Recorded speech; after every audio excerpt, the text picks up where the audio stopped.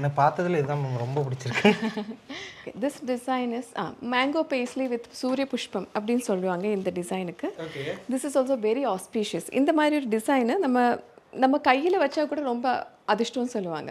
So அது சாரியில் பண்ணால் எப்படி இருக்கும், நம்ம இது உடுத்துட்டே போக முடியும். ஸோ அந்த மாதிரி வெரி ப்ராஸ்பரிட்டி கொடுக்குற ஒரு டிசைன் இது. ஓகே. பேர் என்ன மேம் இது டிசைன்? மேங்கோ பேஸ்லி வித் சூரிய புஷ்பம். ஓகே. ஸோ இது இதெல்லாம் சொல்லி கொடுத்து செஞ்சது தான். Okay ma'am. இப்போ சாரி வாங்கும்போது அதெல்லாம் பார்ப்பாங்களா, இதில் என்ன டிசைன் இருக்குது, இதனால என்னென்ன? இது நாங்கள் வாங்குறது இல்லை, இது நாங்களே செஞ்சு டிசைன் இல்லை கஸ்டமர்ஸ்க்கு நாங்கள் சொல்லி கொடுப்பாங்க.